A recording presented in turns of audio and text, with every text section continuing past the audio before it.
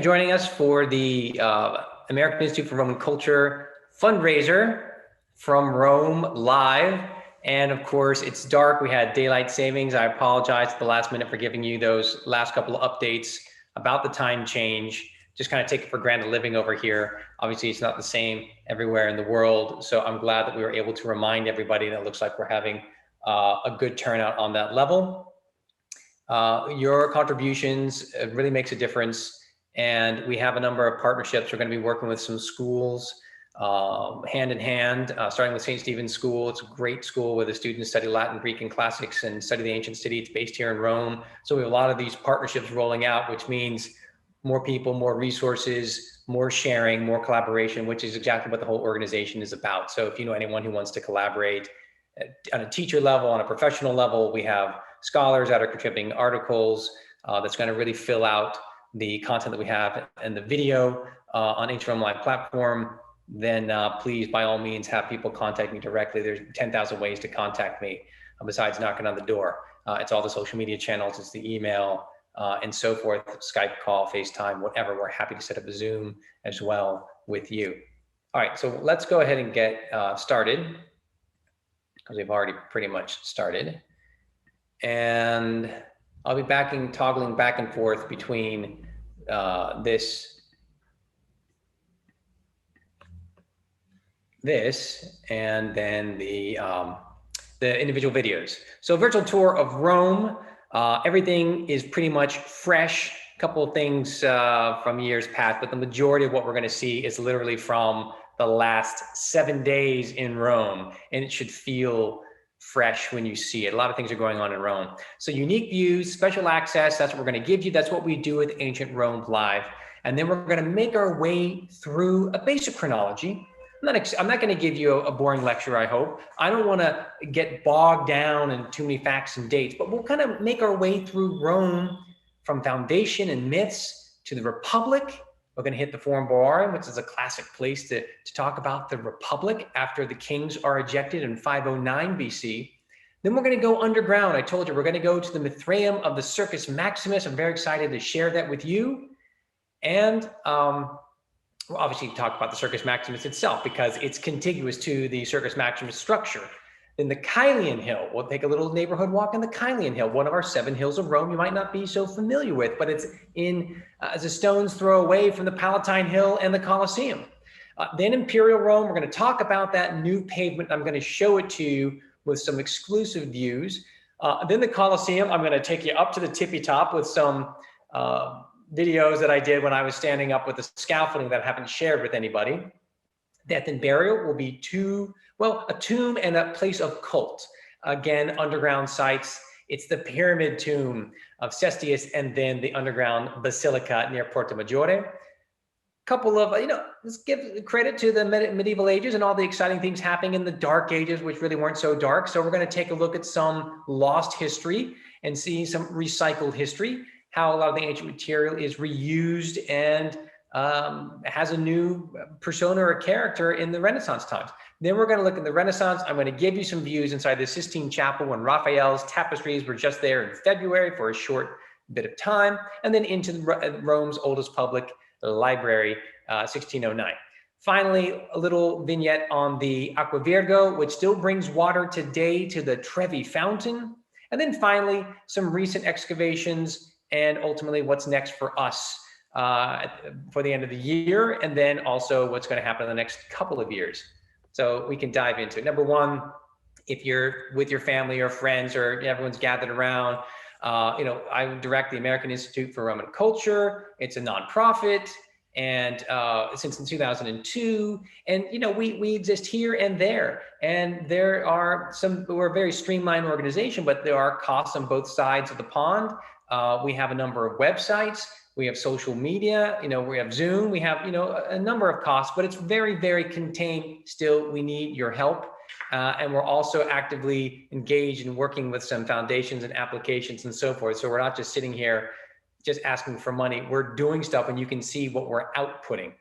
We're filming in more museums, more archaeological sites, active excavations. I'll show you one at the very end if we have some time. And then, of course, we continue to do the live seminars.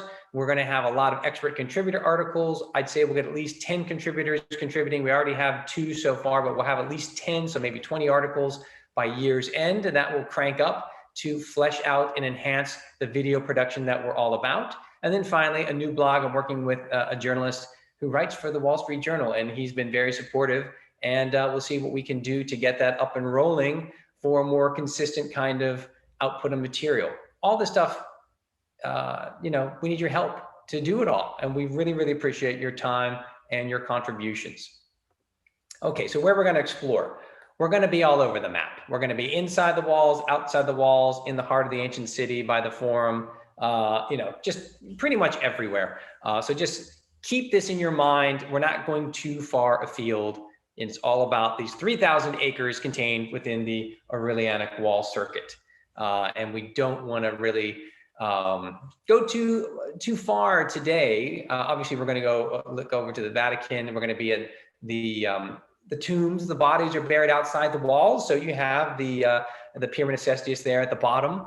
But most of the stuff we're going to be talking about will concentrate in the heart of the city. So let's start with the first little video. Here's a little introduction. So Rome's beginnings. It's about the myths and stories that are transmitted through their oral tradition. And we have to come down all the way to, you know, Virgil and Livy and Dionysius of Halicarnassus, authors that are active in the age of Augustus. So we're coming all the way down. At this point, you know, Rome had already existed over 700 years. So, but they're transmitting what becomes kind of canonized. So Aeneas escapes Troy, and then he comes to Italy on his own after his own Odyssey, and his descendants will be Romulus and Remus. How do you get Romulus and Remus? Mars and Rhea Silvia. They, the god of war, falls in love with one of the descendants of Aeneas, and then they have the twins, but the twins have to be abandoned because fate has determined it as such. But they will be ultimately taken care of by the she-wolf. And again, we're gonna jump in with the video for all of this, but I just want to kind of walk you through here and some of these basics. Romulus and Remus, the twins, grow up, compete to found a city. They grow up where they had been abandoned along the Tiber River. It becomes Rome, and the huts of Rome are on the Palatine Hill. They rape, steal away the women a couple hundred meters away from their little start of a city. And it's called the rape of the Sabine women, but it does, in the oral tradition of the Romans, lead to mergers of villages. That's what it's all about. Rome is getting bigger. Rome is taking on other cultures and other peoples. And finally, Romulus becomes a god. I want to show you that new discovery in the Roman Forum. And this really is then what we're going to be talking about in the first little vignette, is the regal period from 753 BC to 509. And then we have the Republic. We can do a lot more at the Republic. There's a lot more preserved. And of course, we can do even more with the imperial period. Even more is preserved. So let me get the first video. And here we go.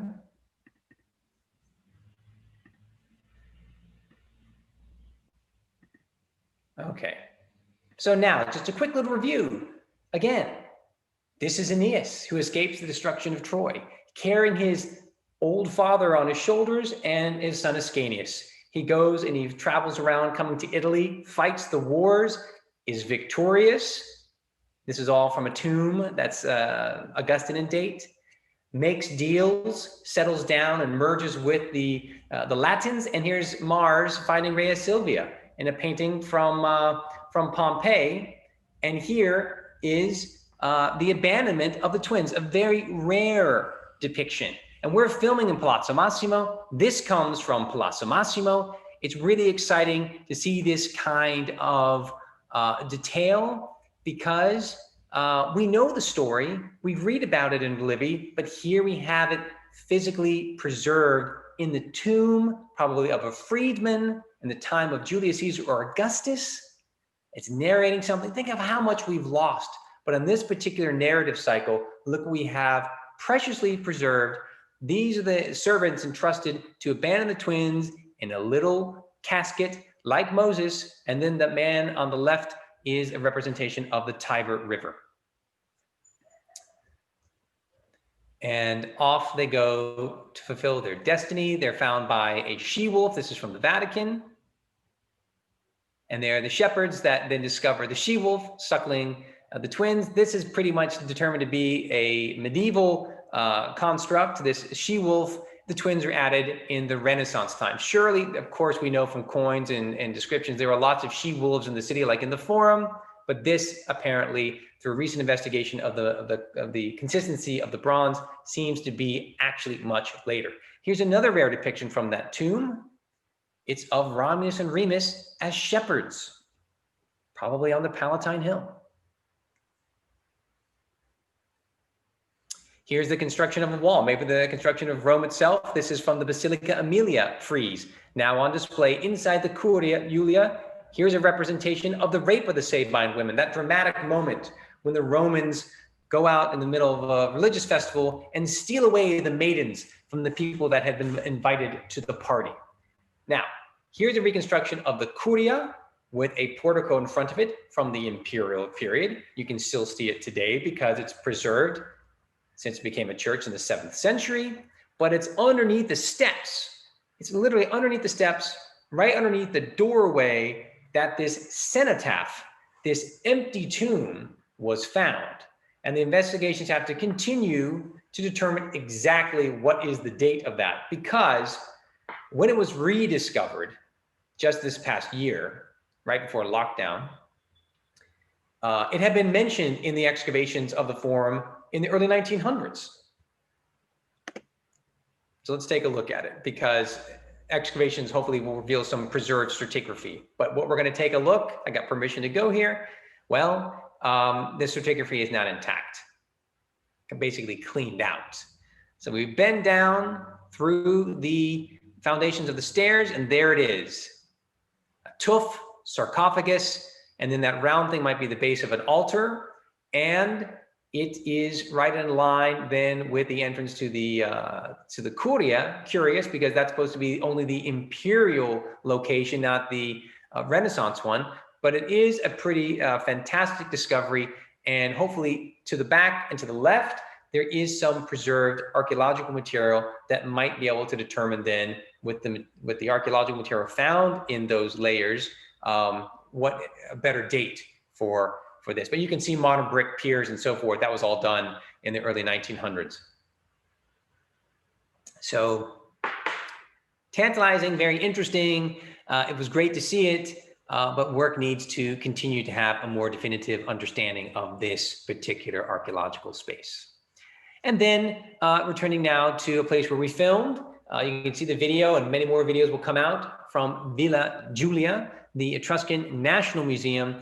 These are acrolithic statues, or acroterial statues actually, and they are on the top of a temple of Apollo.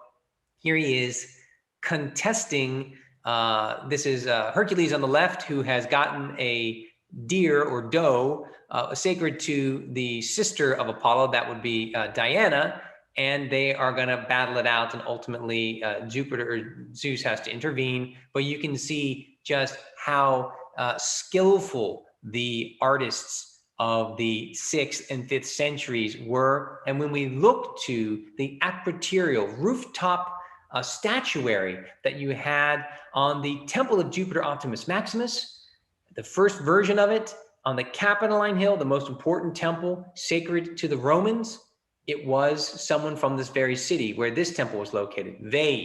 It was Vulca from they that was invited to make those same kind of acroterial statues. So we look at this, the scholarship looks at this, we look at the evidence, and quite possibly we're looking at the very hand of that same artist who made much larger, much more monumental acroterial rooftop statuary for the Temple of Jupiter Optimus Maximus. That's a theory. Okay, and it's great to be able to film in these places. It's great to be able to share it with you. It's great to be able to tell these stories and then ultimately, provide provocative, interesting, accessible information with students, with instructors, and give you some really good material online. I'm going to get the next one. Let me see if there are any questions. Hey there, hey, Howard. Hey there in Deutschland. Hey there in Karen. Hey, Sharon. Okay, great. So if you want to start typing in comments and so forth, feel free. I'm going to be coming back and introducing the next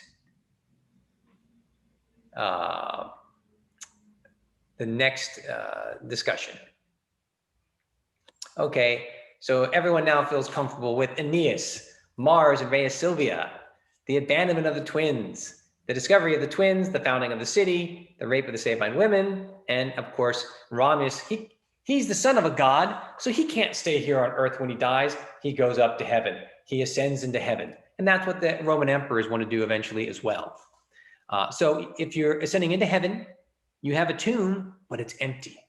And this is what you do for all city founders throughout the Mediterranean, the Greek world and the Roman world. Okay, let's talk about the Forum Boarium. The Forum Boarium, I'm locating you here. It's just across the way from Trastevere, right near the Tiber Island. There's only one island along the Tiber River. And kind of X marks the spot with this little symbol of a temple. And it's the cattle market. That's what we're talking about. And you can see it's just beyond, you see the remains of the Circus Maximus, which is down below the Mons Palatinum, the Palatine Hill. So I just want to orient everybody each time before we start.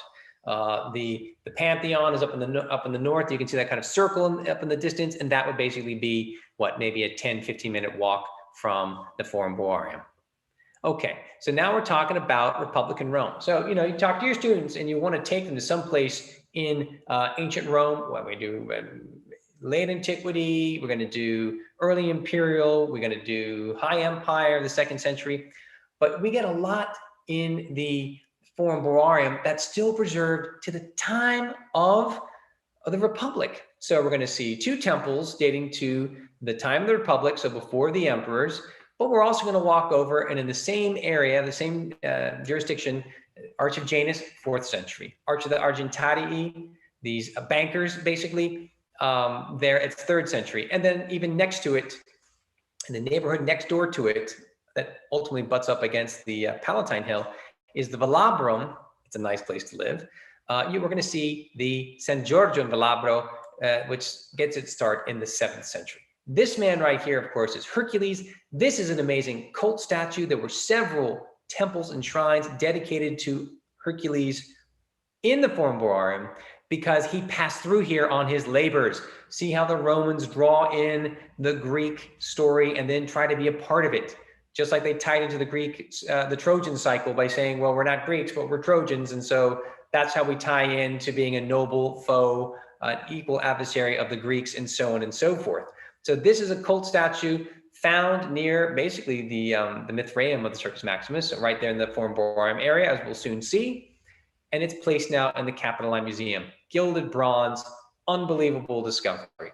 And that was found in the Papal period, but what a phenomenal discovery that it escaped destruction. Very, very rare. Okay, so let's take a walk in the Forum Boarium.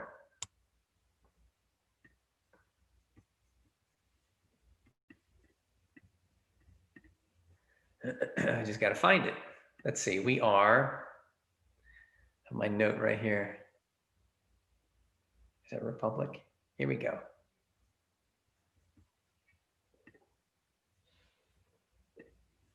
It's working out pretty well. I'm really happy because you never know. Got a good Wi-Fi connection now. All right, so let's do this.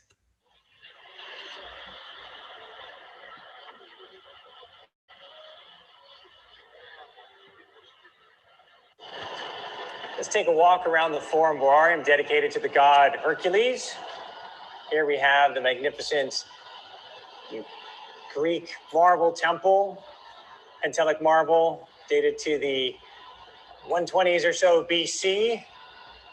One of several temples and shrines dedicated to the patron god of the cattle market, the Forum Boarium. And in the distance, the Temple of Portunus, the god of the port, as the Tiber River is just next to it. We look across to the Arch of Janus in the distance, and behind it, the Palatine Hill.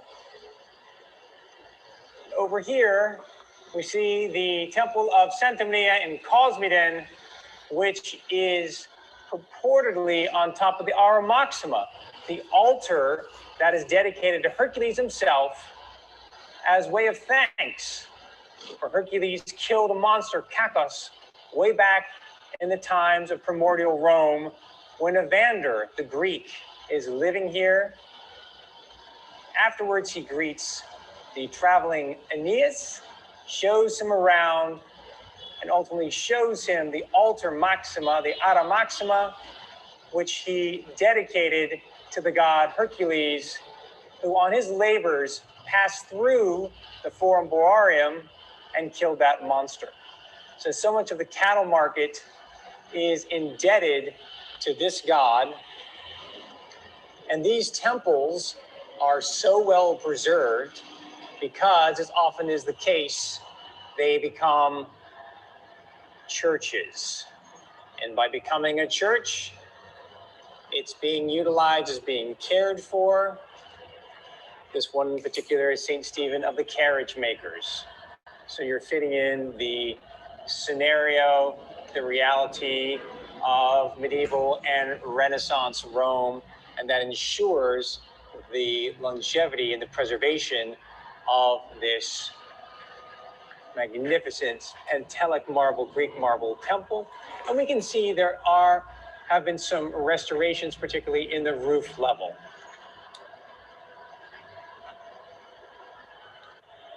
Zooming in the roof level, what we can see is that the original capitals were composed of two distinct blocks.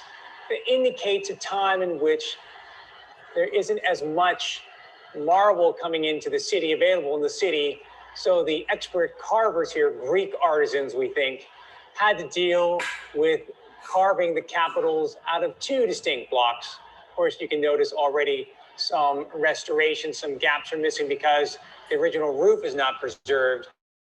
And also keep in mind that this structure, dating to the end of the 2nd century BC, was partially damaged by a fire, and a number of those capitals are indeed part of a restoration after the fire in the reign of the Emperor Tiberius. Let's admire briefly the Temple of Portunus, recently restored by World Monuments Fund. And we can see that the structure is composed not of marble, but of tuff, the volcanic stone, indigenous to all over Italy, as well as travertine stone. And it's the tuff that is stuccoed over magnificently. So the overall appearance of this temple would have been one very, very similar to that of marble.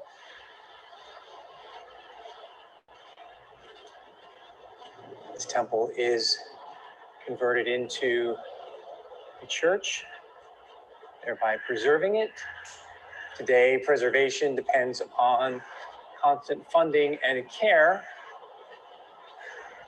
We can really admire on all sides this magnificent temple dedicated to the god of the original port of the city, which is just located nearby.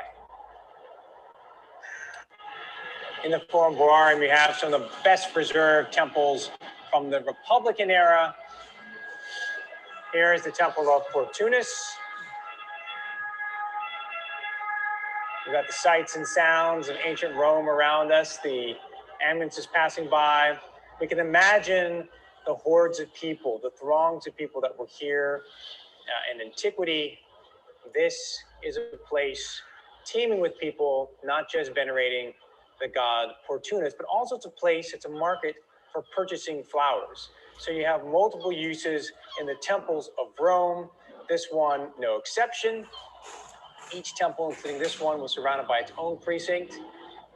Today, it's a little isolated from the rest of the city, but we do indeed have the wonderful opportunity to explore in the Forum Boarium a real slice, a real window into Republican Roman times. Sometimes it seems that history just sneaks up on you. Here's the lovely Augustan-aged altar dedicated to Concordia. We love it. Right here by the 47 Hotel. And we can come really close to it. There would have been a statue right over here. But here we can see still today the inscription. There's the Concordia of Augustus, the Concordia Augusta. And this is Sacrum. This is that sacred offering, that little shrine offered to the harmony brought about by the reign of Augustus. And let's maintain it here in the Forum Boarium. In the Forum Boarium, right by the Fondazione Fendi, newly opened. It is an opportunity to admire the Constantinian era Arch of Janus, so-called. And it is magnificent. One side here to the right has been restored recently by World Monuments Fund. We're still in the Forum Boarium. And we have the gorgeous view of the Palatine Hill in the distance. And right here, next to the arch, is San Giorgio in Velabro. So we're in the Forum Boarium and we're looking on to another region, the Velabrum area, adjacent and then butting up against the Palatine Hill. But this is the structure, so magnificent. Quadrifrons, 4 big piers that would give you shelter and protection to conduct your business in the cattle market. Composed, faced with so much reutilized, recycled marble from an earlier period, 2nd and 3rd centuries AD. And we see in the distance, to orient ourselves, there's the temple of Fortunus, and there's the round temple of Hercules. So the Forum Boarium has so many well-preserved monuments that we can admire today.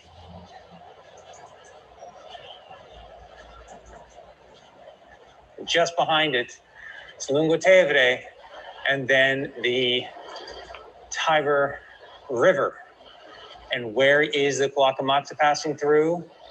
From the Forum, right beneath the Arch of Janus, right past the Temple of Augustus, and dumping into the Tiber River.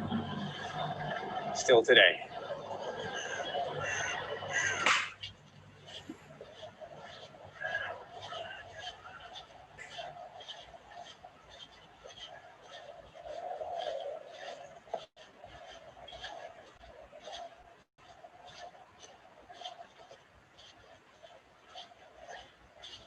Walking right past the Arch of Janus.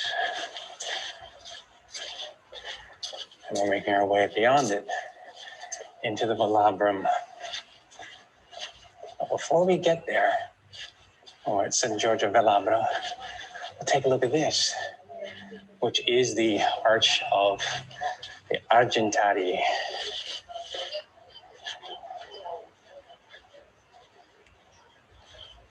True masterpiece, preserved from the 3rd century AD. And we can see from the inscription, it's the bankers, it's the merchants that have dedicated this to the Emperor Septimius Severus and his family. And who is that patron god of this area? There he is in the flesh, Hercules.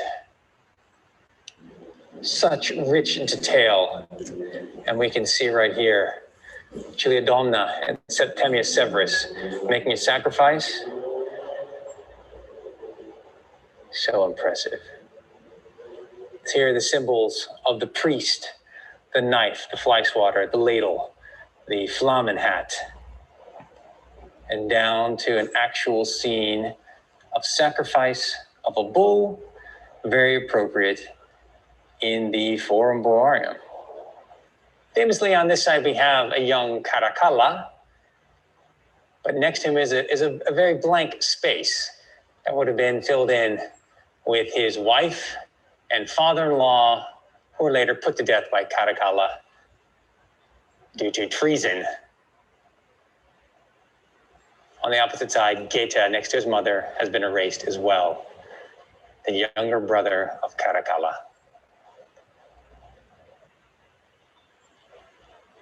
360 view here for you. Arch of Janus, Arch of the Argentari, San Giorgio in Velabro, and in the distance, the Palatine Hill. Incredible part of the city, not heavily trafficked ever, really. And we have the Arch of Janus partially restored on the other side. We have the Arch of the Argentari right here. A really fantastic example of Severan era sculpture. It really probably was done by the same artist who created the much larger public arch of Septimius Severus in the Roman Forum. And then we have St. George of Velabro. Gives us a great sense of what's happening afterwards. What's happening afterwards in the sequel of paganism is that locations are becoming Christianized, like the round temple of Hercules, the temple of Portunus, but we also have the names and spaces of ancient Roman times, the Velabrum, this kind of amorphous, swampy area, pressed up against the Palatine Hill on one side and hemmed in by the Forum Boarium.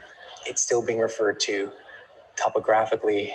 These famous places are not forgotten. Let's go inside.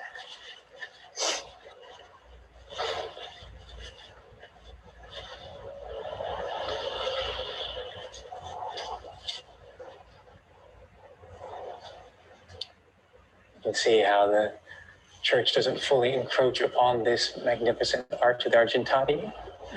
Lots of inscriptions are preserved and stuck in the walls.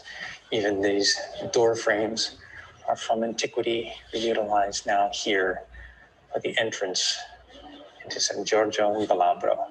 You can also admire the spoliated columns of this magnificent church.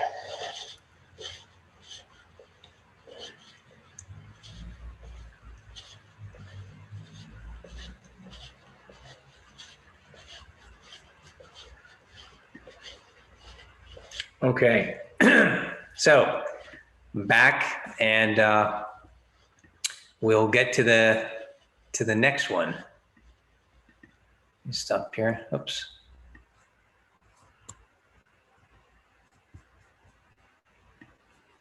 Okay.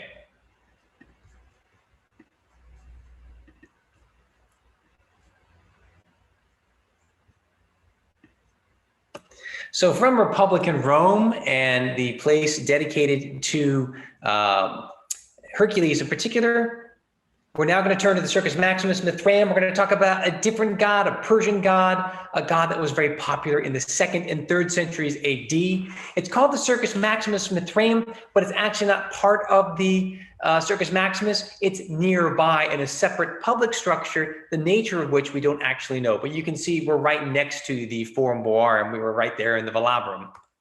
Okay, the Circus Maximus exists as a valley space used for chariot racing between the Palatine Hill on the right and the Aventine Hill on the left.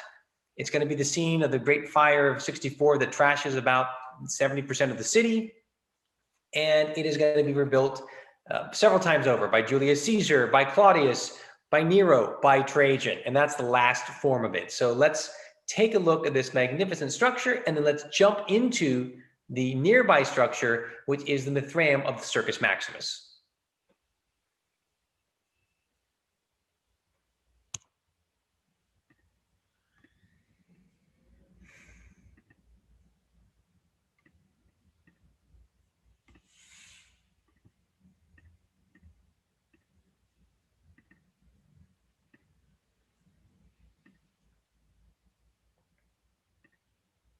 So first, a general view of the Circus Maximus. I'm standing on the Aventine Hill looking over at this space. Now I'm on the far end where the one point of it is excavated. Now is there is a medieval tower right there in the middle because it was once somebody's property. And then we're going to take a little walk through it.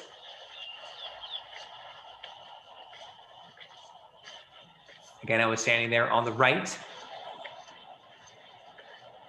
There's the Palace of the Emperors on the left. And after this, we'll pause a second and take some questions and comments. Nothing like taking a walk in the Circus Maximus. Today, it's a place for the occasional concert. It's a place where people can ride a bike or go for a jog. So what was this place? It's a natural valley between the Aventine Hill on this side and the Palatine Hill on this side, where we have the remains of the Palace of Domitian. And it's a place where you can contemplate history. It's a place where you can enjoy the sun this beautiful day in late October. This was first created for content or participating in this day for the Ludi Romani and also the triumphal processions. On the far end here, you have the remains, the only remains that have been excavated in the 1930s, now an archaeological site.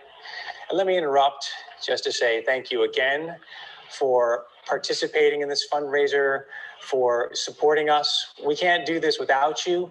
We want to do more. We're looking for more support, greater support, institutions and organizations to participate. We'll have a lot of those deals, I think, signed by the end of this year as well as into the new year. So please do spread the word, get involved, share with educators, share it with organizations, share it with anybody who's interested in preserving ancient Rome and also helping us build out this content that's educational and accessible.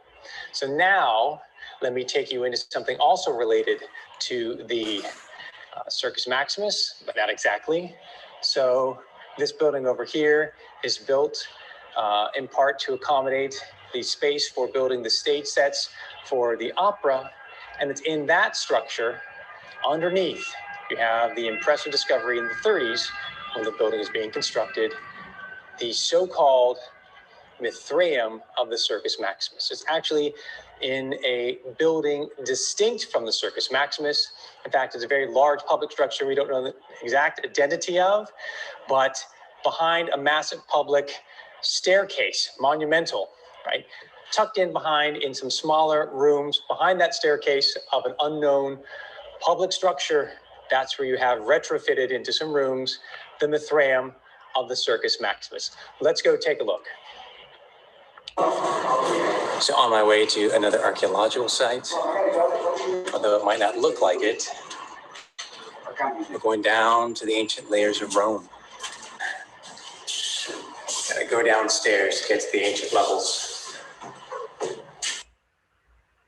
All right, so here we are, and you can see big, massive concrete piers that were inserted. So the building could be constructed, but the history could also be preserved. It's a series of ancient rooms all tied together to make one singular Mithraeum.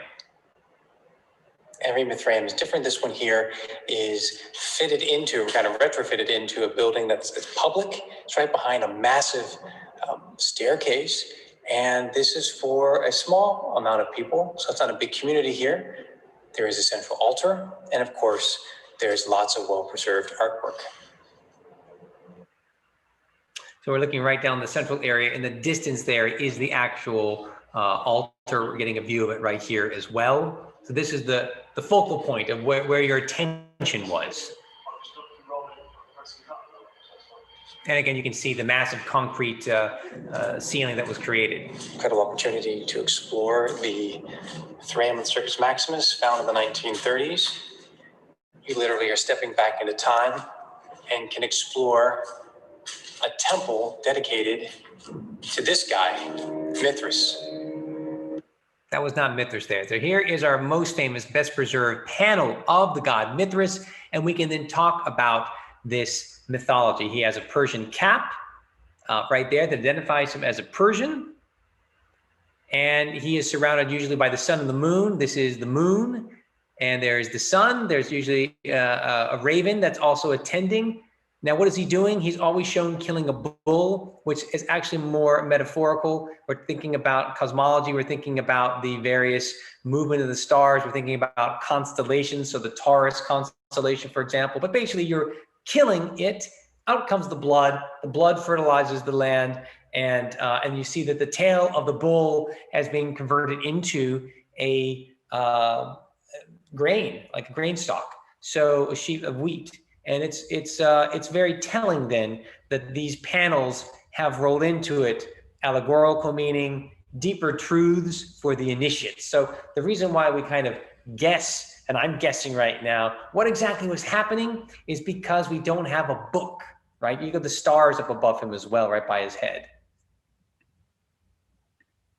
And we'll continue to look here. Some attendants, Caltes and Caltopates. One has a torch up, another one has a torch pointed down. Could be referring to the cycles of life. There's a mini Mithras carrying a bull, so he carries it out of a cave and then he kills it. So that much we know. And other constellations are being preserved here. So you see a dog and a snake and a scorpion all licking up the blood. Actually, the scorpion is pinching the testicles of the bull. So basically it's stopping the fecundity, the fertilization from the bull. The snake is like the hydra, the dog is like the dog star. So these are the evil forces maybe trying to stop that blood from gushing out and fertilizing the world. But a very, very interesting graphic scene and a very compelling figure for a lot of people, very popular with the military in particular. So that is our Mithras in the Mithraeum of the Circus Maximus. Okay, so let me just see for a second any kind of comments because we got to move on. Whoops, what the heck did I do that? That was a mistake. Okay. Oh, goodness. Thank you very much. Okay, great. Oh, the form part was great. The video and sound are just staccato. Okay, can you please make it possible to see others' questions? What is a Mithraeum? Are substructure of the Circus Maximus still in existence, or is that all the massive structure destroyed, repurposed? So they're finding it preserved to a certain level, and then they want to build that large structure for stage sets for the opera. So they build it a big shell of concrete with the piers around it. Do we have any guesses of who was involved in the ceremonies? It was very popular with the military, a lot of men. Definitely, if you have a problem with any kind of connection, the best thing to do is to disconnect and then come back in. Are there tours to Mithraism temples in Rome? Yes, that's probably the one that's most accessible with COVID, obviously very limited. I was just filming there for a TV show recently. But yes, normally speaking, in normal circumstances, it is possible to visit it. A Mithraeum is a temple dedicated to the god Mithras. So let's move on. We're going to go to the Kylian Hill, and I want to be able to bring you there. So back here.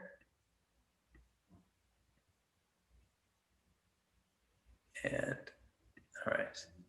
So from the Circus Maximus, we now move to the Kylian Hill. You can see it's very close to the Palatine Hill and the Circus Maximus.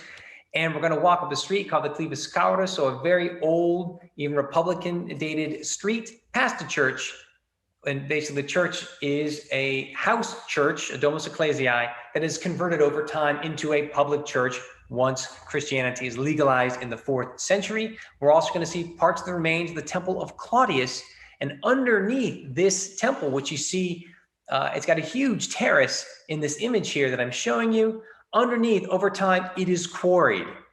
So all the hills of Rome are big dumps of ash from the eruptions, tens of thousands, hundreds of thousands of years ago. And those are the hills of Rome that over time the Romans and then people in the Middle Ages and the Renaissance and so forth continue to quarry. So we'll get a little snapshot of that quarry site as well underneath the remains of the temple platform, the Temple of Claudius.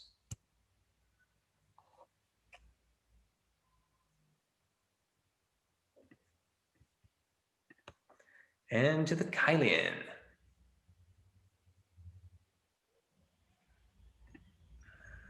Is that,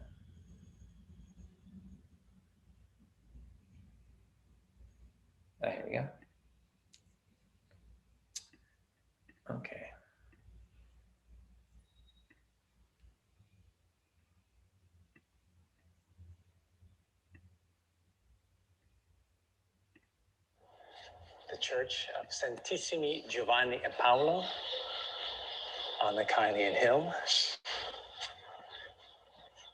This church stemmed from the remains of these two martyrs housed in this apartment building. That's where the church gets its start.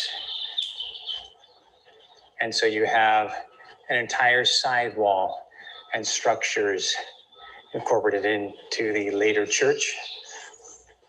And of course, the roadway here, the Clivis Scaurus, still stands. A magnificent example of Roman architecture and roadways.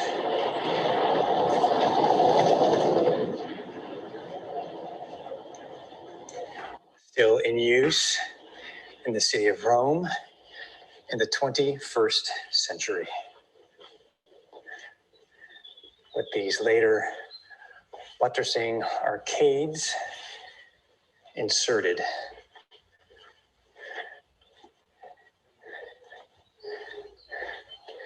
You can see right here some of the black and white mosaics of pavements of some of these structures in the neighborhood, later incorporated into these medieval walls. But if we do take a look at the facade here that's preserved in the church, we can actually see one story, two story where these filled-in arcades are, and finally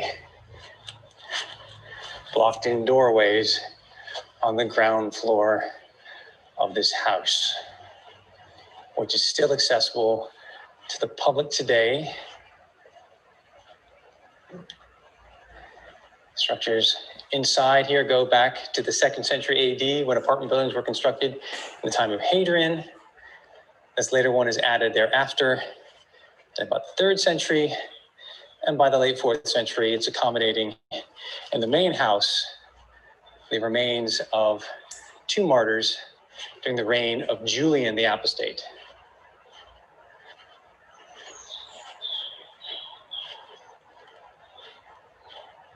Let's take a look inside.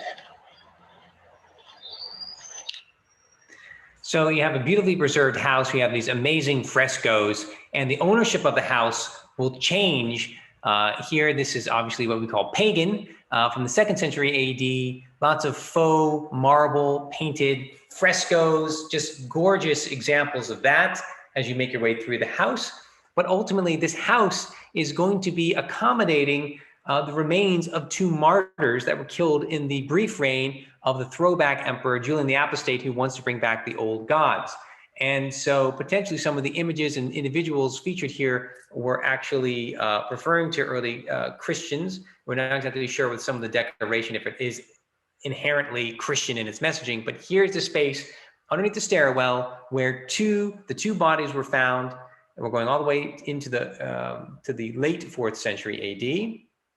And on top, there is a space, a religious space, a Christian space of contemplation and remembering the martyrdom of these individuals. So that's Jesus without a beard, right there being revealed behind a painted veil. There he is, and people are adoring him, worshiping him. And to the right, one of the other images depicted is the martyrdom of some of those individuals. It's actually 5 people are killed. So three people along with Giovanni and Paolo, including women, Crispiana and Benedicta. So more historical than walking through the arcades of the Clivis back outside.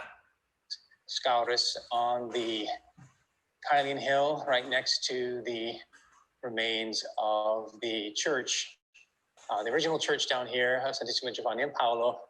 But of course, those early remains are incorporated into the later remains of the church, which is still standing, still today in Rome on the Kylian Hill. And what's also in the neighborhood is the temple of the divine Claudius. That was the really great feature of ancient times, completed by the Emperor Hadrian. In this lovely piazza, where you have the bell tower over here of the Church of Santissimo Giovanni and Paolo, and the adjacent monastery, we have this glorious facade of the Church of Santissimi Giovanni and Paolo, where work and preservation is ongoing.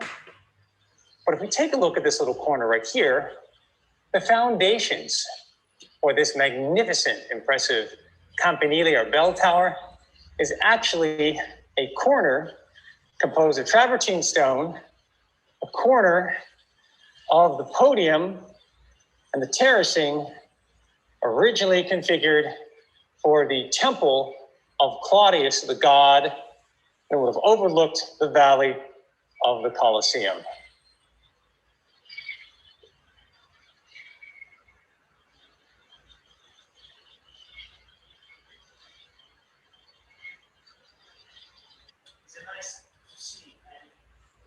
So what we're looking at right here is inside a further continuation of that corner in travertine stone, and we're about to go underground with some of my colleagues at Roma Sotterranea. But you can see then how massive and how much more, so many times you see part of some ancient structure, how much more there actually is. And in fact, this is only the first story. There's a second story still preserved as well, reminding us where the ground level really used to be in this part of the city. So we're just taking a look. Second story there, massive piers of travertine stone, now underneath this large monastery. And underneath it is this, a series of quarried sites. There's so much more that you can see of ancient Rome. You can just get past those gates and past those doors. It can also literally take you underground, because beneath here, there are a series of quarries. So many of the ancient hills of Rome, the Caelian Hill included, was later quarried. Many times they were quarried in antiquity, including the Capitoline Hill itself. But you can see just how much of the remains of this podium structure are preserved dating to the time of Claudius, completed by the Emperor Vespasian.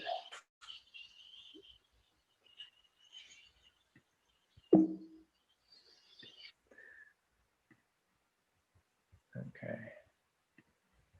All right, so we will pick it up.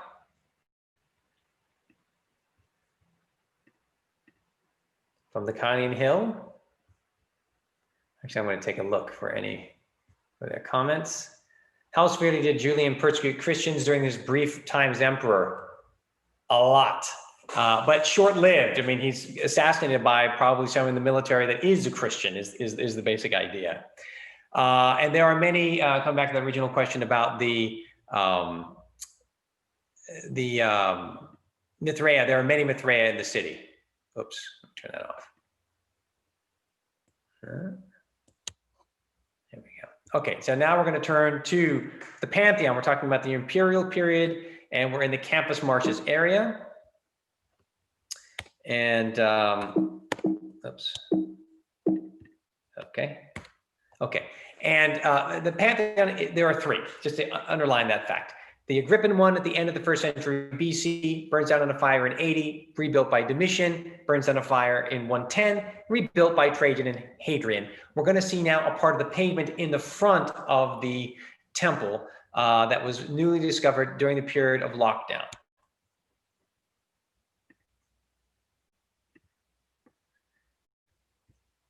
Which was a fun little discovery when I got my freedom. I went over there and talked to the archaeologist colleague, see what was going on. So let me, oops, I need to make sure am I sharing that with you? Excuse me, there we go.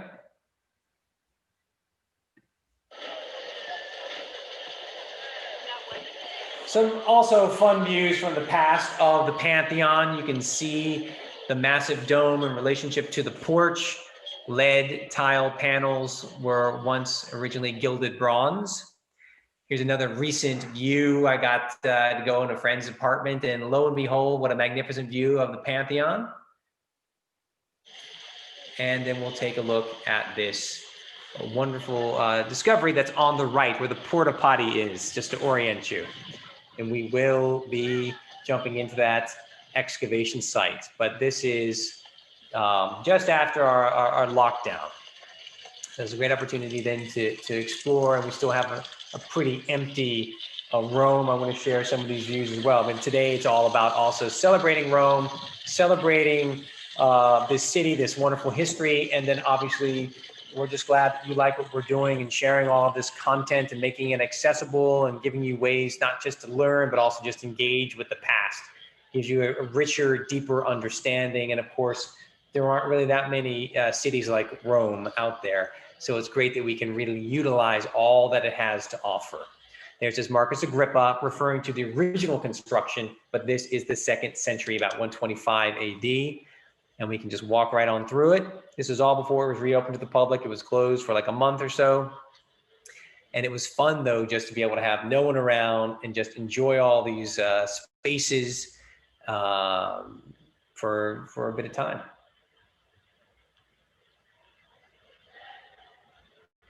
You can see the oculus there. But today's visit is really about the pavement. It's not about going inside. I think if you know me, I've taken you many, many a time inside the Pantheon. But today, we'll turn around and we'll be considering what's in the piazza. And basically, there's going to be a 15th century drain, and that's where a pipe broke, and that's where the pavement gave way, and then it led to the discovery of this preserved paneling of the pavement of travertine stone for not the original Pantheon, but the Pantheon probably of the Hadrianic era. And then I'll be going inside shortly. I'm here in the Piazza della Rotonda, the piazza that's in front of the Pantheon. And this is a modern street level here, but beneath, there was a great discovery right over here, 2.7 meters beneath the modern street level. There were found some pavers that belong to the original piazza in front of the Pantheon. They probably date to the time of Hadrian, but it still has to be ascertained. Right now, archaeologists are working, cleaning, and documenting.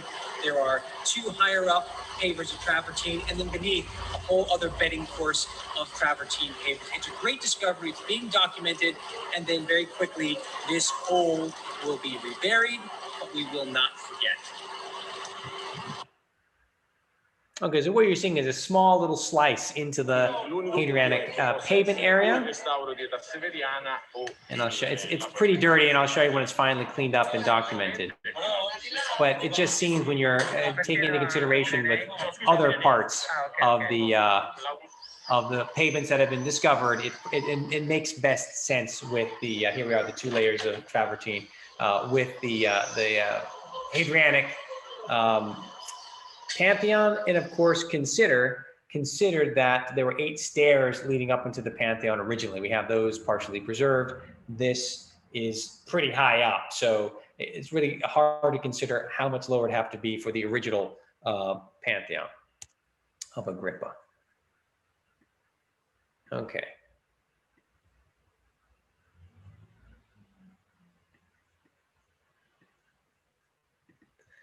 Okay, so from the Pantheon, where are we going next?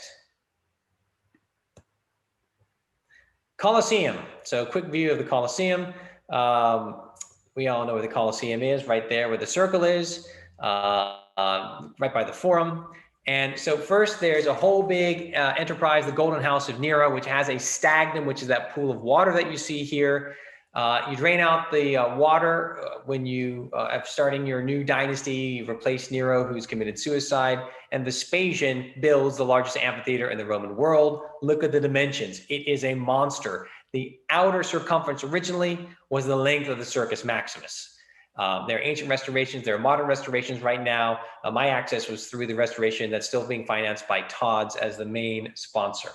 So let's go up briefly, because time is ticking. I don't think we're going to be able to get to everything, but we'll do our best. Oops, I gotta share that.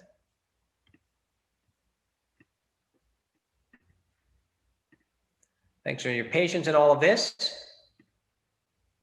And here we go.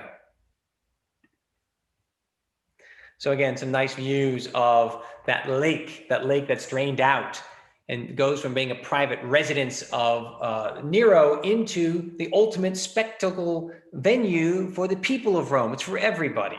And of course, it's the largest amphitheater ever built in the ancient world. So just one view here. Here's another more recent view as well. And you can see how big the lake was. That thing on the left is the podium area with the temple in the center is the Temple of Claudius, just to orient you. And there's the Circus Maximus. So you can see that just beyond the Circus Maximus is the Mithraeum of the Circus Maximus and the Forum Boarium. Okay, on the other side of the Palatine Hill here that we caught some views on, but this is all together here at the Domus Aurea, and this, where the pool is where then the water is drained out and you get the construction of the Colosseum. What a magnificent story, what a great repurposing, very powerful symbolically. Here is where the empty looking area in front of the Colosseum. And of course, the exterior facade is clean, but I'm going to take you back to the time when the scaffolding was up, and that's the elevator that I went up to the top of 50 meters in height. And I'm going to take you on a little ride up the top to give you a sense of what it's like. It's actually a slow elevator, and just to speed things up, I will literally speed things up. But there in the distance is the gigantic Temple of Venus in Rome, one of the biggest temples ever built in the city. And it's just a magnificent ride up, let me tell you. And it's a magnificent bit of work as well, consolidating, dealing with cracks, dealing with the fact that a lot of the old pins put in the 20th century have all oxidized and splitting the travertine stone, so they have to be replaced with surgical steel, and dealing with any kind of deterioration. This has been exposed for 2,000 years, basically, or almost 2,000 years, so it has to be taken care of. This is a magnificent project that needed to be done. We're going to go up a little faster, maybe. All right, we're getting there. And it's just, if you've been in the Colosseum, standing on the top wall is something entirely different.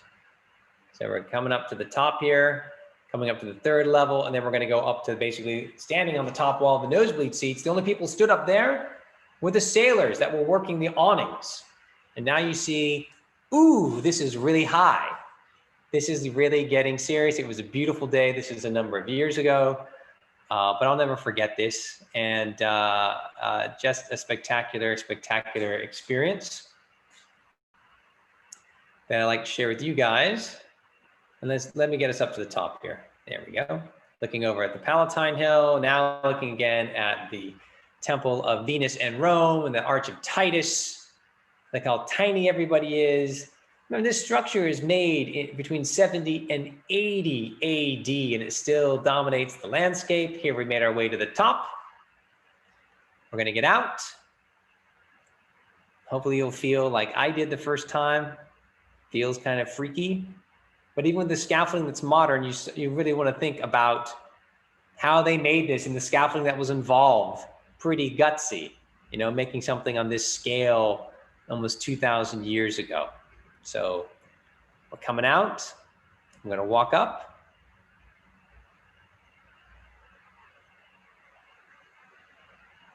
So you'll see that capital there on the fourth order. And now here we are at eyeball level. I never thought I'd live to see the day to be at something like this level. So these are the kinds of things, these are the kinds of videos that we're producing. We want to give great experiences, give you a real special kind of contact with antiquity.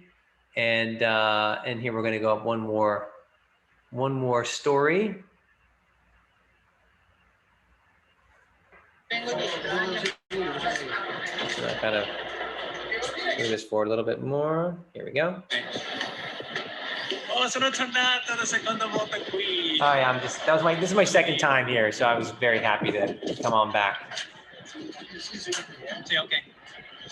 Just exhilarating. So that's the top wall of the Colosseum, and you can see that it is indeed has cement conglomerate on top of it as well. So everything is being taken care of and treated, and making sure there are no cracks and anything's going to fall on anybody's head. Now you see just how gigantic the Colosseum is, you know, but nobody's up here. So it just gives you a totally different kind of respect and appreciation of this monstrous structure.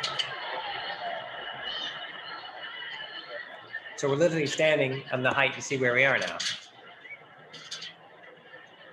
Unbelievable. Final staircase.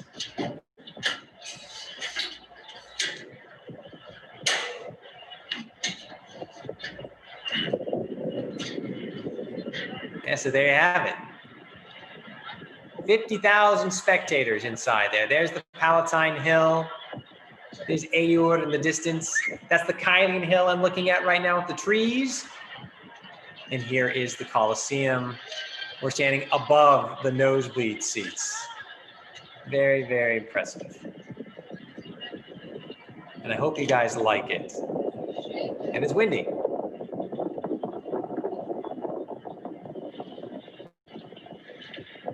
And then to conclude, I'm bringing you into the Colosseum now after lockdown and the very, very empty, it's totally empty Colosseum.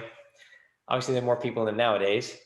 A lot of restoration now is taking place inside the Hippogeum. The substructures of the Colosseum are recently being cleaned, so they look rather pristine and much more legible. You can see the different types of stone that are involved, the different types of brickwork, the elevator shafts. Up pops the gladiator, up pops the wild animal.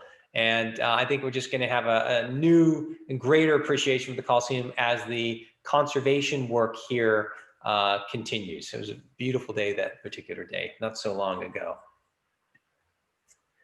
Okay, so now we will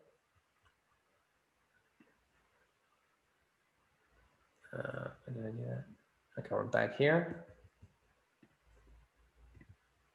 And we're back to, yes, underground basilica and the pyramid of Cestius. So at least I'm meeting obligations of what I advertise, right? So we have the Circus Maximus Mithraeum and now 2 underground sites, 2 tombs. So we're talking about death and burial. Underground basilica is outside the walls there to the east. And the pyramid of Cestius is outside the walls, actually incorporated into the walls of the 3rd century AD. But the pyramid dates the time of Augustus at the end of the 1st century BC. And so this little section's on death and burial. Cestius builds his pyramid. Awesome as it is, we'll be impressed. In 330 days, we're going to go inside. And then the underground basilica is something very different. Is it a dining hall? Is it a place of cult and worship? A lot of the strangely depicted figures inside, stucco relief work, might be referring to a Neo-Pythagorean cult, which means that they're talking about the transmigration of the soul. They're talking about things beyond the normality of the worship of the state gods and so forth. So just like the Mithraeum, Mithras was giving you certain ideas. He was appealing. He was outside the norm. This probably was outside the norm as well. Could have even had some sort of magic element. And there is one real figure that's associated with it. He had a short life in the end once he got in trouble with magic or superstition. And also this structure here had a very short life. It's only in use for about a couple of decades. And that's why it's so well preserved. Buried, forgotten, and then rediscovered with the train line constructed nearby.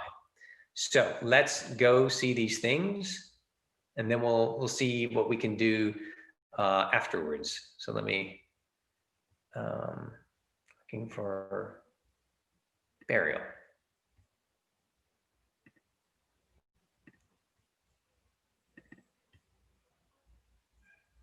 And,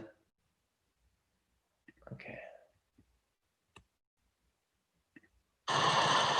So we're right by Porta Maggiore, where most of the aqueducts came into the city. So I'm just giving you a little view of the remains of the aqueduct channels that came into the city. It's a big gate built by the Emperor Claudius.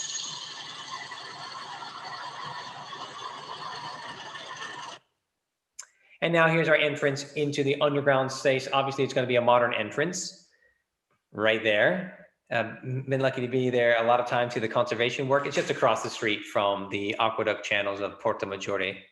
And here we are inside, and we're going to take a look at these incredibly well-preserved reliefs. And I will say that it's been a great moment to be here recently because the whole place was covered with a fungus, and you couldn't even breathe inside there. So it's been a magnificent process to clean it up, make it accessible, make it safe, and ultimately seal the issues of water infiltration.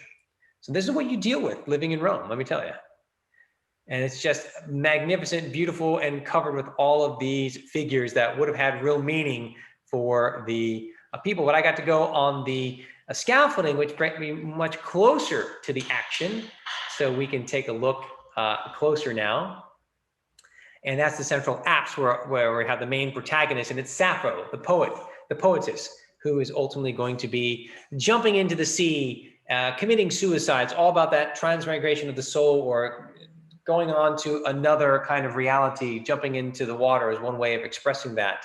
And she is a very, very particular figure. So why is she doing it? We have all these images like this as well. What's the torch here?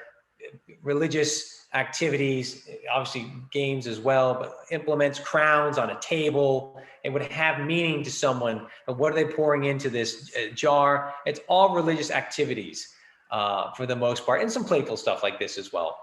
But this is the central apse. I've got it kind of in slow-mo for you. And there's a creature with a rudder. These are all representing the sea. And then the woman who's going to be stepping on her tippy toes into the water, that's Sappho. So she's the woman with the veil is catching her. And then off to the right now, stepping in is Sappho herself. We're going to pan up to it. We'll see it again. There she is. This was a great discovery, a mysterious discovery, and it still remains enigmatic. You know, we really don't know what's going on here. So she's stepping down. She's being received. And we know, you know, that's all about her suicide with her lover. But down below, it's about victory. You see how she's making her way down. There's a victory figure with the crown. And the rest of it, this whole apse there that's kind of black, that's actually a special Egyptian blue color that's very expensive, that's been scraped off, but it would have looked like the sea, the dark blue sea, kind of greenish blue. So it's actually a very, very striking background. And again, it's not a place you normally go to, sometimes accessible to the public, but nowadays, not really. And it's just, you know, a real wonder to make sense of all of this. Is it just pure decoration, or is there something going on here? Is it a message? Is it for the adherents? Remember, they don't have lights like us. They had torches. How much could they really see? Are they learning mysteries? Things are being indicated, pointed out to them. So we have a lot of questions and not a lot of answers, but it is one of these magnificent kinds of discoveries that still captures our imagination. If you go there, you're seeing it here. You haven't seen anything like it. Now we're passing on to the Pyramid of Cestius, incorporated into the Aurelianic wall circuit. That's the Ostian Gate, right there. Now I'm standing on the Ostian Gate. And you can see how the pyramids are incorporated right into that wall circuit of 12 miles. Saves you on building material.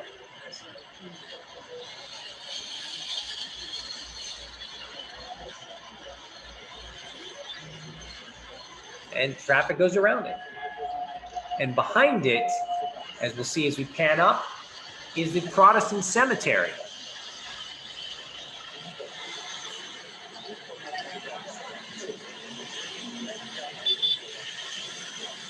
See that in the distance there. I'm gonna take you to the Protestant cemetery. But this pyramid was made in 330 days. It's a concrete core faced in marble, and luckily never robbed out. And it's been recently restored by a generous donation from an entrepreneur in Japan.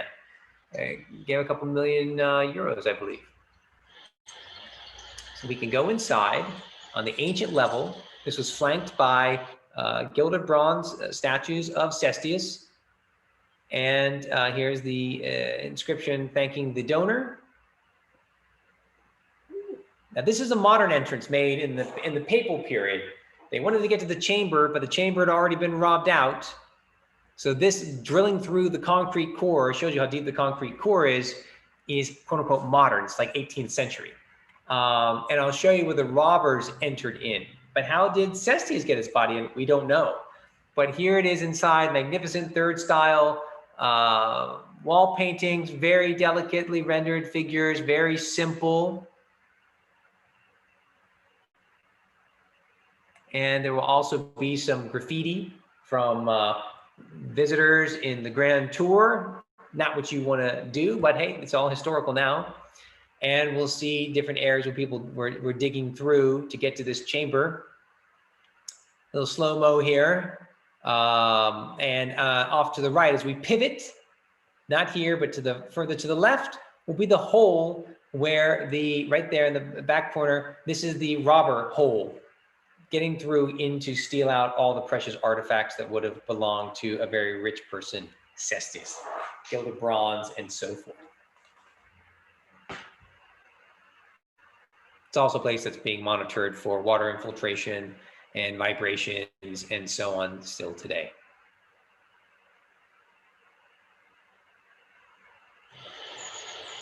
And again, I'm just leaving you with the ground level and want to remind you how much the land goes up all around Rome. Rome's a city of layers. And this is the dugout to get to the ancient levels, and there are the people passing by. What a magnificent tomb. This massive structure, 30 meters high, built in 330 days, less than a year. All right. So we'll see here. I'm going to just check really quickly for questions and comments. Thank you very much. Thank you. Shouldn't the city help prevent growth of vegetation all over the ancient structures like the Arch of Janus and Porta Maggiore and so forth? Absolutely. Absolutely, Marcus. I mean, this is the deal. The deal is that there's just so much. There's so much. I mean, imagine right now, all the revenue that's supposed to be coming in from tickets from all the tourists is not here. So everyone is hurting. It's a very difficult time. So luckily, most of the things that we're seeing there, like on the aqueducts or in the Arch of Janus, it's capers. Capers love Roman walls, bricks, mortar, and stuff like that, but they're not. It takes a lot of time for them to do a lot of damage. So it could be worse.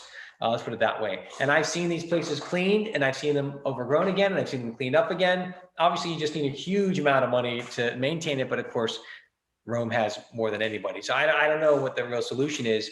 We're going to kick off a small conservation project, and we'll be sharing all of that and filming it and putting it in our social media. So we want to do our part as well, something that can give a hand, that won't be a massive budget, but that's where we want to be more long-term. So I totally agree with you. There are many people, many protagonists should get involved, more stakeholders, like I mentioned, World Monuments Fund, but there's still a lot more to do.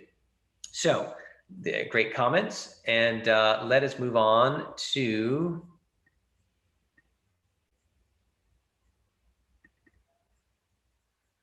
let's see where we are. Forum Transitorum. Okay, we're in the Middle Ages. So this is one of the imperial forum areas made as an addition to the original forum, which gets too crowded. So there's the forum of Julius Caesar, and the forum of Augustus, and the forum of Vespasian, and the forum of the Forum Transitorium. Transit through small forum is completed by the Emperor Nerva. We're going to look at some of the Middle Ages. Let's look at a house that dates to 1000 AD. Let's look at how a temple gets destroyed and gets refurbished. But something that made it through the Middle Ages, makes it into the Renaissance, and then is dismantled. So let's take a look at these two things briefly.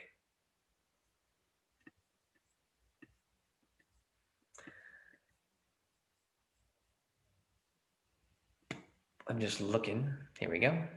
All right. See if you like this, because I think this is the sort of thing that's too often forgotten. Here we are. Okay. Now,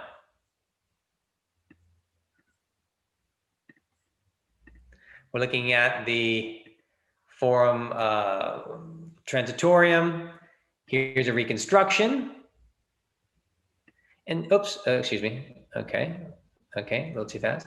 This is the Temple of Minerva. So each forum has its own temple. This is the Forum of Nerva, and it says there that the inscription says Nerva, and it's intact like this. Middle Ages, Renaissance times, gets all the way to the 16th century, and then it's going to be refurbished. Actually, it's to the 17th century. So let's see what happens. But look at that. Oh my God, I wish we had this temple. I mean, it wasn't reused as a church. It was actually used for storage and as a barn. But what happens next? It's going to get recycled. That's a lot of marble, folks. And the popes wanted marble. There are the two columns that are preserved from this little forum. There are the ruts on the hill. And here, well, that's the foundation of the temple. That's the podium right there. And everything beyond that is the Forum of Augustus, very well preserved. But right there, that's all that's left. Remember that drawing? Remember the elevation? Remember the columns? Remember the pediment? Makes me feel so sad. But that is what happens in Rome. Things get refurbished, things get torn down. Some popes are more enlightened than others. This is what it becomes. The marble from the temple is used to build this, the Acqua Paola, the Fontanone, the biggest fountain, the fountain of the Romans, in 1612. And they get the water from a refurbished aqueduct built by Trajan. Now, the other part of the same Forum Transitorium, look at that house. The remains of those arches belong to a house, again, recycling material right around it. This forum led right into the Roman Forum itself. And there's the Palatine Hill in the distance. Let me take you down. Incredible tunnels that you join from one imperial forum to the next. I'm literally now walking on the pavement level of the Forum Transitorium. So right underneath Via dei Fori Imperiali. Ready when you are. Right in the remains of the Forum Transitorium. Of course, you have late antique pavement preserved, as well as a medieval house. So here it is, again, a little 360 view of that same house. On that ancient layer there, we're right behind the Curia, the Senate House of Rome. How much has been lost? And then, of course, how much is still preserved? You want to look at that, glass is half full, the glass is half empty. All right, so let's kind of winding down some of our time here. I wanted to make sure we get to a lot more stuff, so hang on a second. Let me close this out. Oops, and let's see here. So we're gonna make it to the, from the medieval ages, now a little bit of Renaissance. Okay, so I want to give you a brief view of the Sistine Chapel with the tapestries of Raphael there, only for a week. And I was fortunate enough to be invited, so I want to share that with you. These took 4 years to manufacture in Brussels, based upon the cartoons drawn by Raphael. And of course, he's responding to the magnificent Sistine Chapel that had just been painted by Michelangelo, who then returns to make the Judgment Wall in 1535. What does he depict on his tapestries? The lives of Peter and Paul. What did Michelangelo do? He tells the life cycle of Noah, and of course, then the creation of the world and Adam and Eve, and so on. And what's on the lower walls, above the tapestries? It's that whole cycle of the life of Moses, and then it's going to be the life of Jesus. So we got Jesus, we've got Moses, we've got Peter, we've got Paul, and we've got Noah, and we've got God, and the creation of the world and Adam and Eve. And then we'll look at this little Angelica library, not so little, 180,000 volumes between the 14th and 17th century. It's a very old public library dating to 1609. So let's take a look at this as well. Give me 1 second.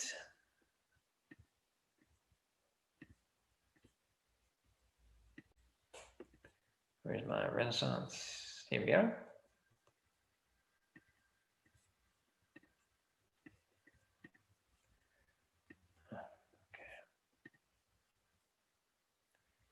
Thanks for sticking with me. There we go.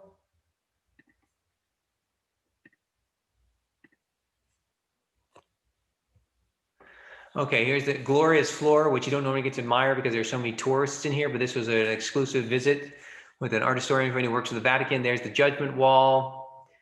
There's that cycle there of Moses, and there now you see the tapestries. And they don't even know exactly which tapestry went where, but here we have the Peter cycle on this side that we're walking towards. There's Peter, there's Jesus, fisher of men, and so forth. Gorgeous to have them in the original location. I don't think I'm saying anything here. I'm just pretty much in awe myself. And again, there's a colleague there, Jill Alexi, an art historian who invited me. It is just a real treat to be able to be in this space and to have the tapestries there. They're not going to be there for a very long time. So to see it, now you have a complete view of what the Sistine Chapel was really always meant to be. Thank you very much, Raphael, for that contribution. And it's a nice response to the actual Sistine ceiling by Michelangelo. Look at that detail. Look at the gold thread. This is a treasure. We're now looking at part of the life cycle of Paul. I think when he gets struck by God and gets blind, looking up to the early 1480s, right? The life cycle of Jesus. And then here again, we have another series of tapestries into the upper wall, and then finally to the Sistine ceiling by Michelangelo. What an incredible layering of history. Absolutely, absolutely extraordinary. Now we're at the San Agostino Church, and I'm going to show you this lovely Caravaggio, Madonna di Loreto, which is so striking. The rest of the church is actually fully being restored, a lot of scaffolding, but here we get to admire this in a little private viewing. And of course, gotta love the dirty feet and the realism that Caravaggio brings to his work in 1604. Now let's go inside the adjacent Angelica, which is named after a cardinal who gave 20,000 volumes to start off the collection. It's a public library, and it is absolutely magnificent. Maybe some of you saw it on social media. Of the historic library, the Angelica, right next to San Agostino.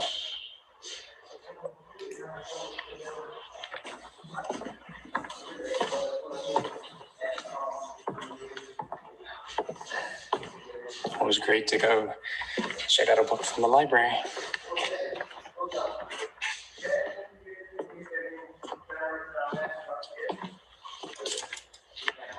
Opened in 1609, this is the oldest public library in Italy, tying with the Ambrosiana in Milan. It's part of the Augustinian monastery. It has 180,000 volumes, so much history, open to the public.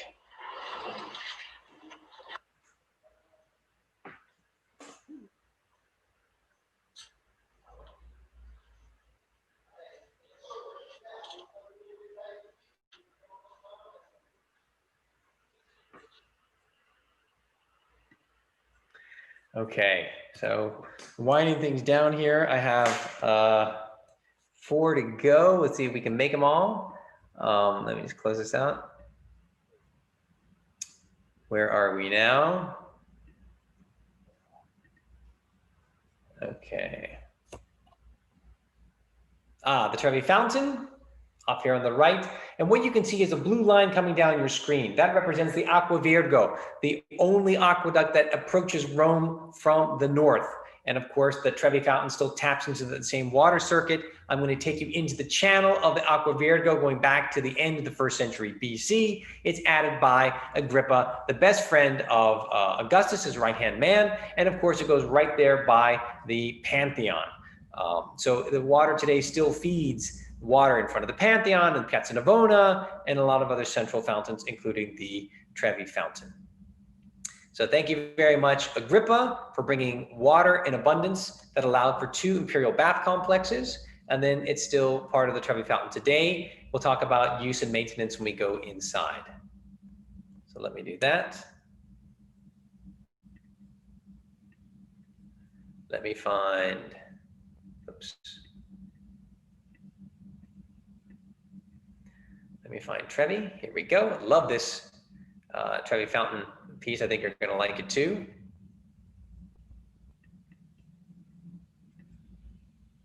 Okay. So here we go. We are looking at the line, the red line of the Acqua Virgo coming into the city of Rome. Here is a stairwell that gets you down. This is not ancient, but it is obviously magnificent. And it's right there on the Pincho Hill, right next to the Spanish Steps. I'm going to take you down here to the water level. You got to go down, down, down, but it is absolutely gorgeous. Takes you right to where the water is still flowing today, and I'm going to walk you right into it.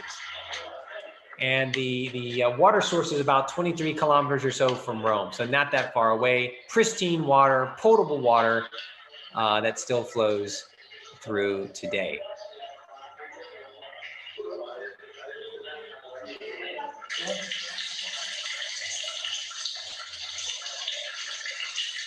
Let's put on our waders and get in the water. That's what I did. This is for Under Italy, my Italian show on Rai Cinque, which you can watch on Rai Play if you speak Italian. But it's just gorgeous. I'm actually in the channel. widened over time, but this is the Aqua Vergine, with the water still in.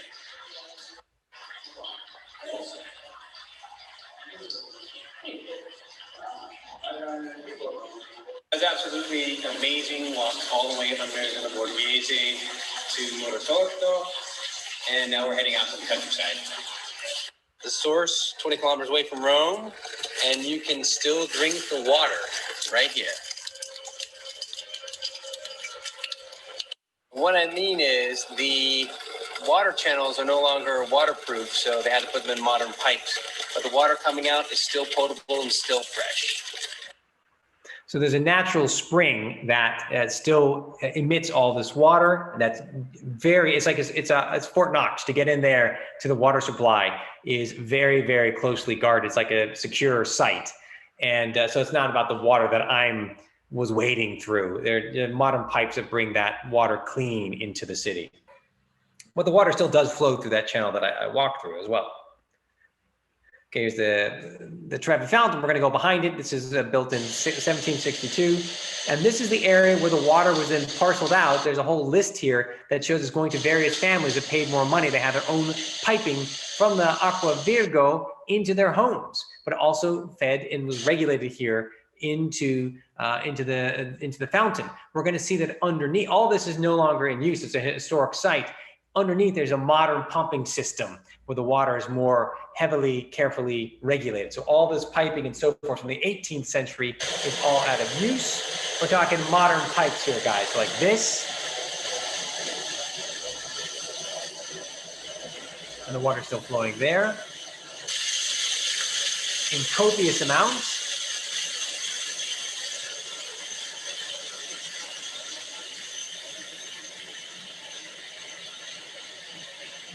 In this rather small historic space. You see how the modern piping is just inserted right into it. And then here is our little window into the backside of the Trevi Fountain. I'm always in Palazzo Poli. Obviously, we don't have crowds like that right now.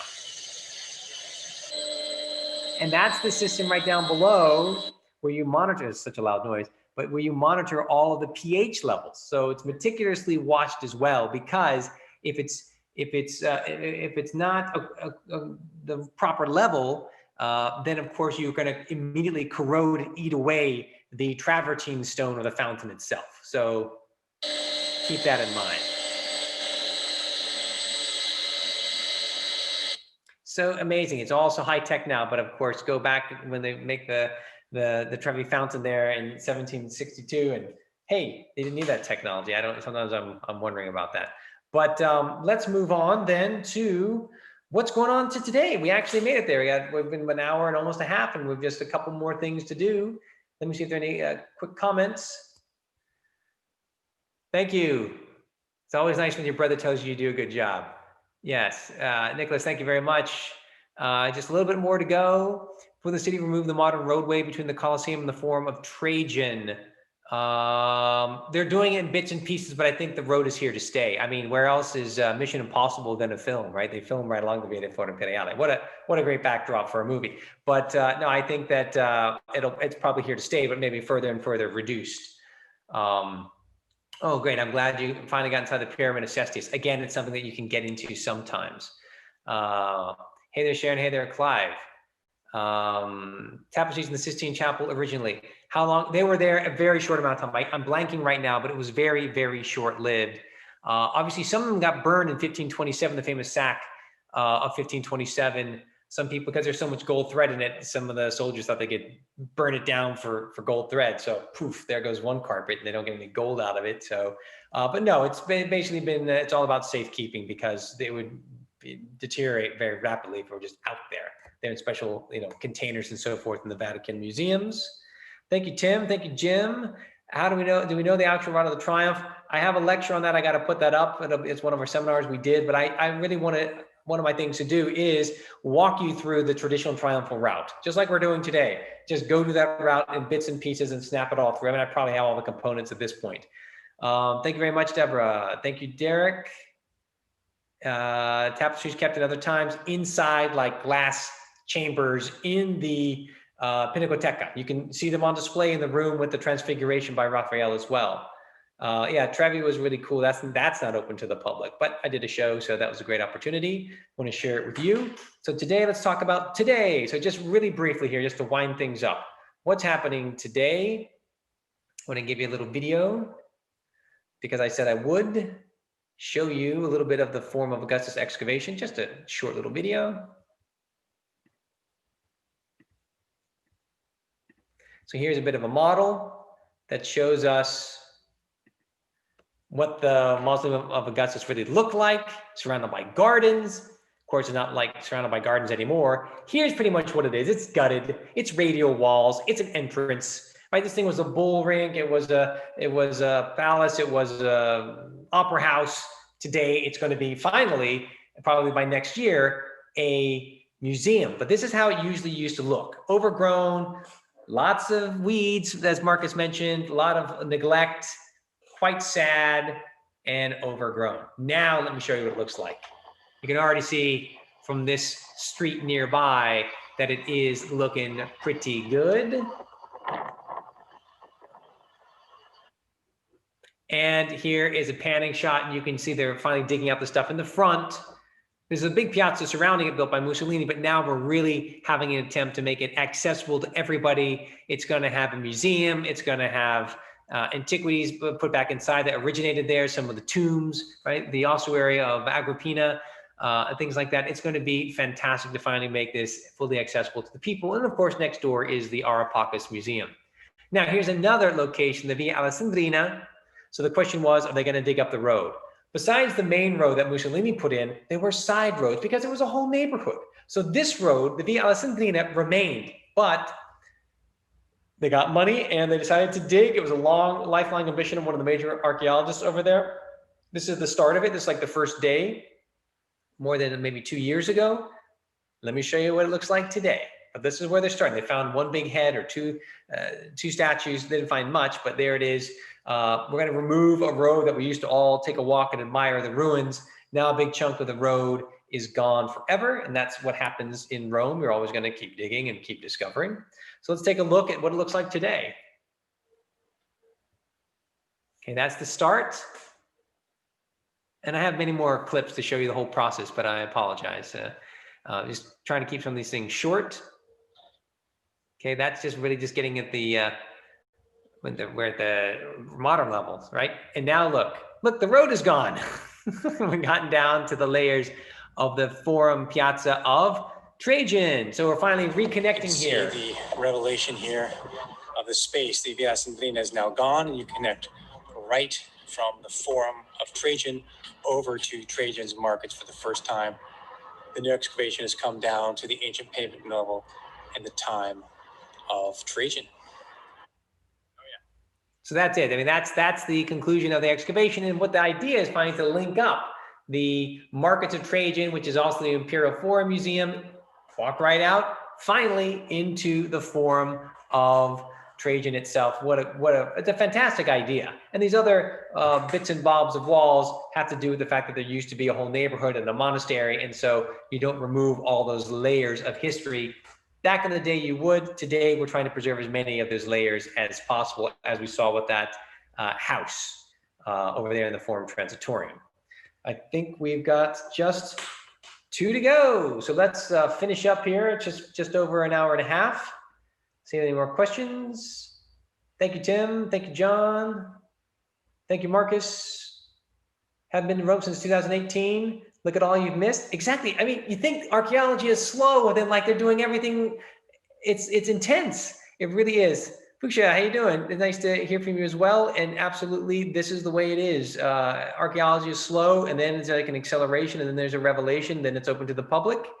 It doesn't always work so seamlessly, but we have some good stuff. Let me show you what's coming up on that note. And let me share this with you. So much good content, and we'll get it all up with more support. Thank you for your support, as always, and sharing what we do and getting other people excited, and organizations, corporate sponsorship, whatever comes into mind. Let's take you up the column of Trajan. Truly one of the greatest monuments in the city of Rome, alongside there with the Pantheon, probably built by Apollodorus of Damascus, constructed by 113, standing at the top. You don't do every day. Stand up on top of Trajan's column. So let me show you around a little bit, because that's a great experience. And just very distorting kind of view and experience. Look at that shadow of the column, and what a magnificent view. There's the Colosseum in the distance, and there you can see. Actually, wait, let me go back. I'm going to show you. All right, do you see the Via Alessandrina? They were just starting the excavation. Can you see that whole section of road there has disappeared? I didn't even think to take a snapshot of that and incorporate it in. That whole wall that's separating the forum from the markets, it's on view right there. Just some really awesome, awesome views of the Vittoriano monument. Absolutely stunning. It's a great city to live in. I'm very happy to do what I do. I'm happy to share it, happy to have it as educational content. And man, what a phenomenal city, what incredible history, and all this stuff, you know, today we haven't had to reconstruct it in our minds. It's all still here. So fantastic. This is with the seminar with Getty. That's an image of the staircase in pristine condition inside, in one of the windows as well. You can still see the tool marks. Now, we have a video we've been filming in Palazzo Altemps. Want to underline the fact that we're doing a lot more collaboration, good videos, good editing videos. I'm still not a master, unfortunately. I'm working on it, and that'll obviously help us a lot. We'll save on costs, but you know, we have a fantastic group of professional editors and filmmakers, and that's when we use them for Matteo in particular. Is one gentleman who works for Nat Geo and other places. When we filmed the video on Palazzo Altemps and Palazzo Massimo, we're going on to film many other exciting, extraordinary places. So we just want you guys to be aware that these things do have costs, and we can make them better. And with your help, it'll just accelerate. And then obviously it's that networking that we are working on to get this stuff shared and used. And you can think of all the people that can come to Rome, how much they would appreciate things like this. Looking at the sword hilt made by Bernini for this ancient statue that's found in the Jewish ghetto, which was the Circus Flaminius in antiquity. I talk about the statue in the Palazzo Massimo video. It's on our YouTube channel, We Dig Rome, so check it out. And then I haven't talked about this stuff so much, the Ludovisi throne. And I'm going right for it, which was found in the Celestian Gardens owned by Julius Caesar and Augustus. A magnificent 5th century BC piece, probably from southern, in Calabria, really, southern Italy. Magnificent, magnificent piece. Never seen anything like it. And it is a phenomenal collection. And now a drone shot from the director of Equinum, where I got to film just 10 days ago. So we have so much stuff, so much material to share. We're working with Roma Sotterranea. We're working with, I told you, St. Stephen's School. We're going to be doing some things with them. We're flying over right now the bath complex of a city that was larger than Pompeii.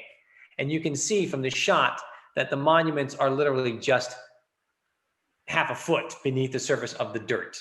And it's a magnificent structure, a magnificent project, great people involved, very professional. It's been wonderful. There's part of a temple right there that we're flying over on our way to the theater. So how exciting is it going to be to have? The next step for us is a lot more drone footage in the places, obviously difficult for Rome because drones are not allowed legally, but we're working on that too for some of the sites that we'll be filming.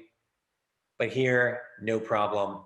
And this is footage from the director of Equinum. We'll be doing some fun videos before the year is out on my visit. Also working with Roma Sotterranea here. So just awesome, exciting stuff.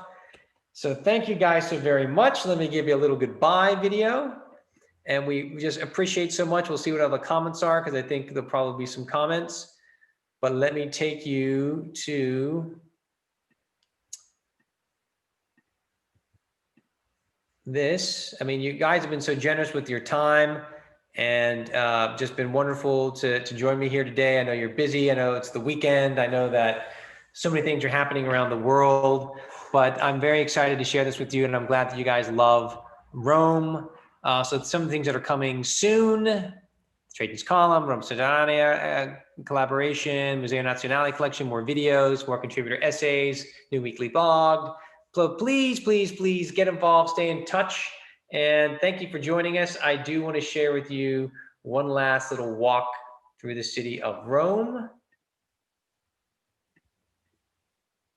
And it's, the last one is always the hardest to find. Here we go.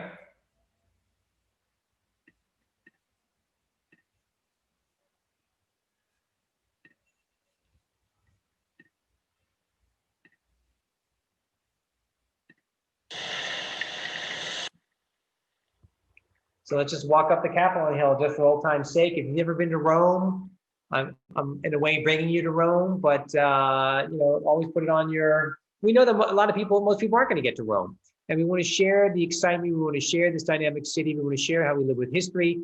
This piazza here, walking up to, sure, it's medieval, but it's redesigned by Michelangelo, and he puts together lots of ancient statues that were being unearthed at the time, and it just makes for an incredible experience in his day in the 16th century, but also in our day today. And then there's a copy there of the Marcus Aurelius bronze statue. The original is in the museum on the right, the oldest public museum in the world, 1471. No controversy there. Controversy maybe with the oldest library, public library, because there are other ones. But here we are walking up through the Campidoglio, which is where you have the asylum of Romulus, according to the ancient Romans. Behind this temple, partially incorporated, behind this museum, partially incorporated, is the remains of the temple of Jupiter Optimus Maximus that we talked about. Here we are now walking by. Yes, there's some tourists here. It was a nice day. This is literally about 4 days ago, something like that. Original base there, designed by Michelangelo. That's the copy. We can still admire the copy because it's in the original location, placed there by Michelangelo. Walking by City Hall, saying hi to the mayor. And then more ancient statues from the Quirinal Hill. They're placed here, river gods, the Nile, and the Tigris reconfigured to be the she-wolf and the Tiber River. So we are enjoying gorgeous weather. And we are walking up now to this, might have been a pedimental statue for a gigantic temple on the Quirinal Hill. That's a she-wolf and twins, but it's actually originally a tiger. So it's probably representing the Tigris River originally. Still impressive nonetheless. Now let's walk over here for our final shot. I like to leave you with one of my favorite views, which is the view of the Roman Forum from the Capitoline Hill. It is just a gorgeous city. The Capitoline Hill is almost always pristine. Of course, this is where the mayor has her office. And there we have a connecting bridge. What a neat invention. So you didn't have to shut down roads. Connecting two palaces here together. We're walking past on the left. Behind the Palazzo Senatorio is the tabularium structure, which is over 2,100 years old, more or less. So it's a tranquil time in Rome in terms of crowds. I think we're doing okay. I think Italy's doing a great job. We have fantastic communication from the government and the science, and it's working out really well as numbers go up. But here is a gorgeous view from the Capitoline Hill of so many temples and San Martino Church and the Temple of Saturn and the Arch of Septimius Severus, which is going to have scaffolding on it very shortly. In the distance will be the Colosseum, but also you can see some scaffolding on the Temple of Vesta. And then I'm leaving you at the big open space there of the Basilica Julia, which flanked the Central Forum Piazza.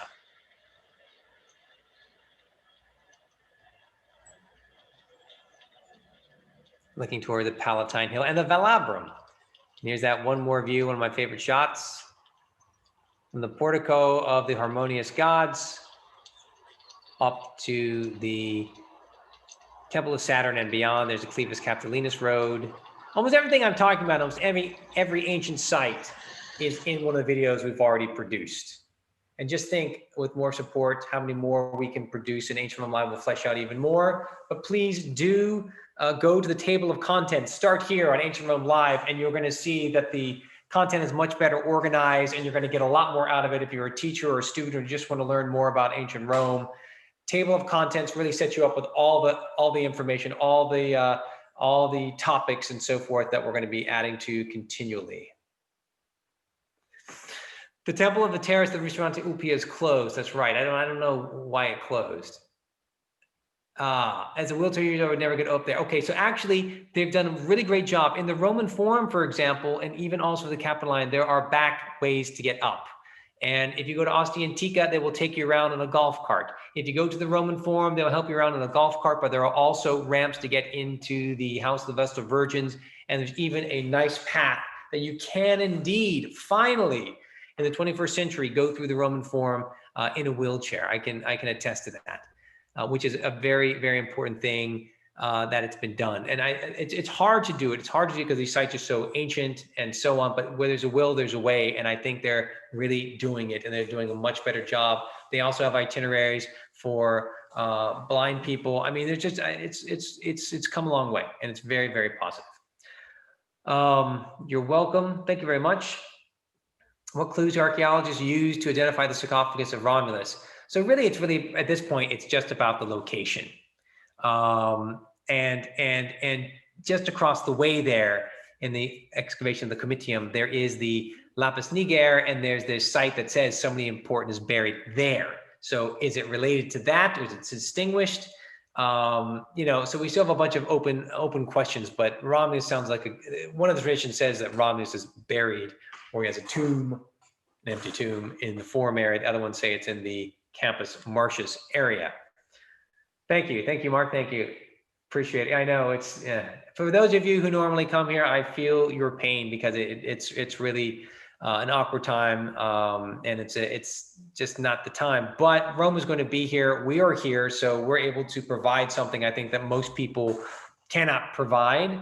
We're able to go about, you know, mass social distancing and so forth. They closed out a bunch of stuff just today, the Prime Minister, but they have left the museums open. So hopefully I'll be going back and doing more of that kind of work, because that's what we do. I could see Rome all day. Me too. Send you a link. I will. Every time I climb up the Campidoglio, it feels like my first time all over again. I know exactly what you mean. I feel the same thing, Jackson. And for all the work your colleagues have done in the presentation, keep up. We keep delaying our next trip. Yes. And hopefully come in 2021. Let's all keep our fingers crossed. I'd like to go back to the United States and see my family. So it cuts both ways.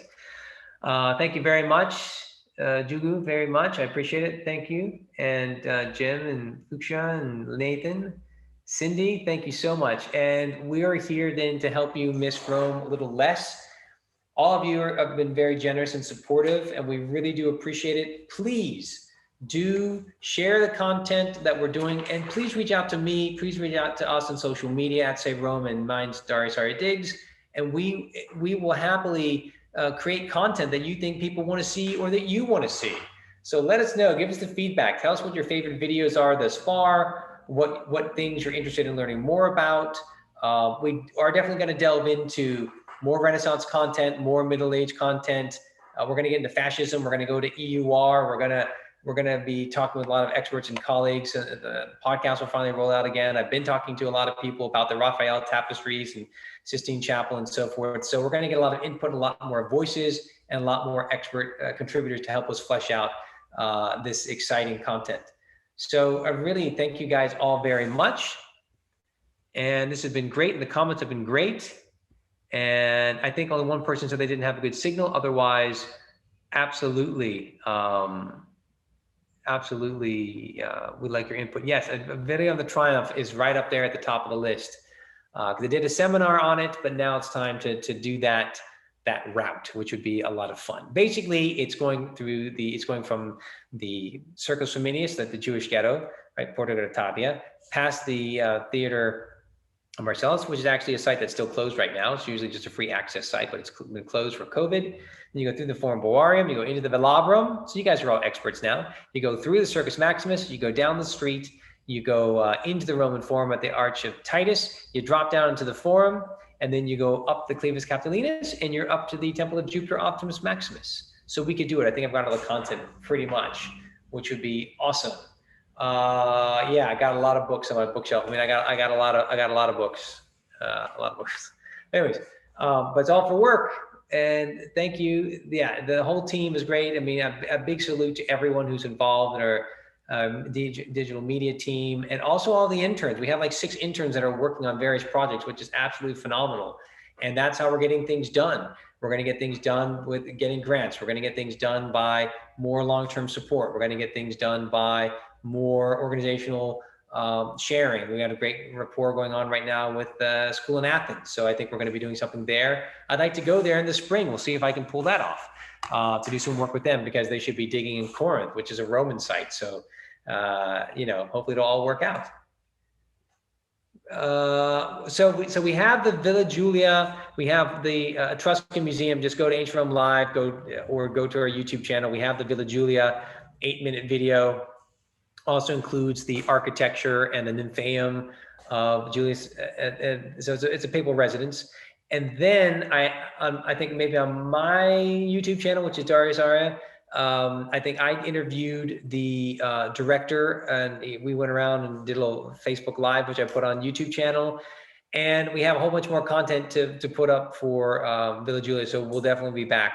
But right now, what I have to edit is something like about 120 gigs of B-roll for Palazzo Altemps and Palazzo Massimo, a ton of stuff, including a 20-minute lecture on all the new discoveries and insights on the Boxer in Palazzo Massimo. So we're really, really excited about sharing all this content. It just takes time.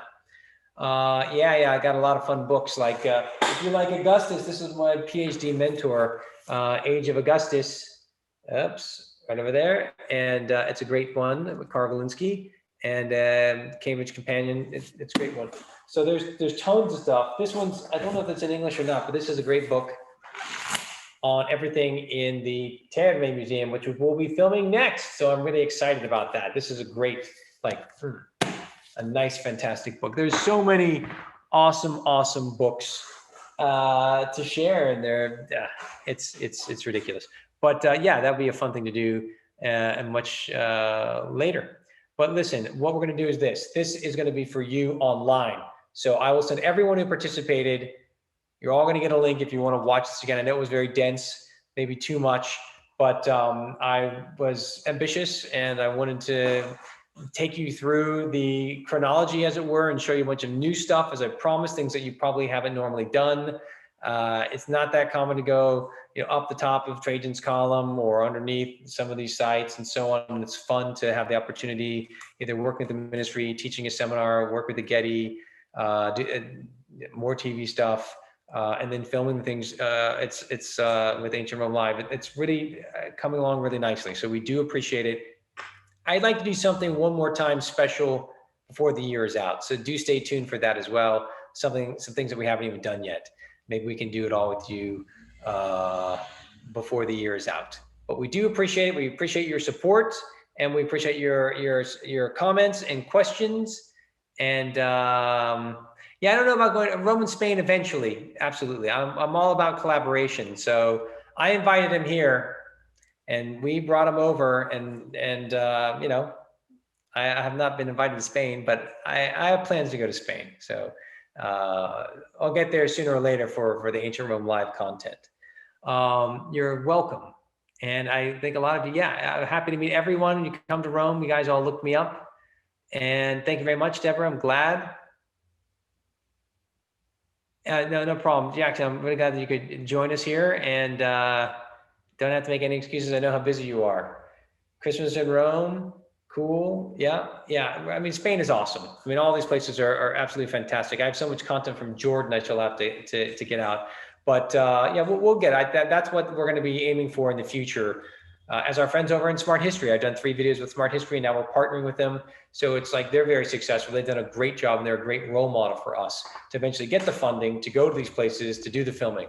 But right now, I've got so many opportunities and invites all throughout Italy. And obviously, with the world being the way it is, for now, we're sticking with Italy.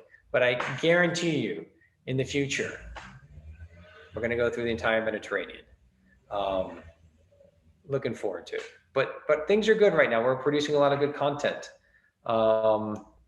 Thank you. Yeah, well, I'll put some more stuff out on Trades' column, and I'd like to go back up.